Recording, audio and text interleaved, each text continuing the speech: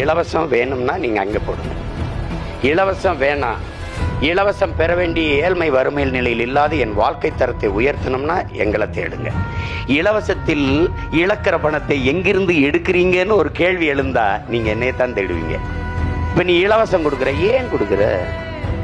தீபாவளி அன்னைக்கு ஒரே நாள்ல 790 கோடிக்கு குடிக்கிற அளவுக்கு காசு வச்சிருக்கான அவனுக்கு எதுக்கு நீ இலவசம் கொடுக்குற? ஒரு நாள்ல 790 கோடிக்கு குடிக்கிற கொடுத்த இலவசம் எல்லாம் திரும்பி வந்துருது. தங்கச்சி, இந்த நாடு மாதிரி ஒரு கேடுகட்ட நிர்வாக முறையை பாருங்க. பொங்கலுக்கு வந்து 1000 ரூபாய் இலவசம்.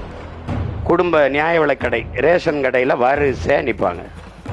நீங்க படம் இருக்கு வேணா அனுப்புறேன். 1000 ரூபாய் வாங்கின உடனே சாலை இந்த பக்கம் ரேஷன் கடை வாங்கிட்டு இந்த பக்கம் டாஸ்மார்க், இங்க வாங்கிட்டு அப்படியே கூட்டம், இங்கேயும் கூட்டம் இங்கேயும் கூட்டம். 1000 வாங்கி இங்க கொடுத்துட்டு போயிருங்க. இத மாதிரி எங்கேயோ உலகத்துல எங்கேயாவது நீங்க ஆட்சியை பார்த்துருக்கீங்களா?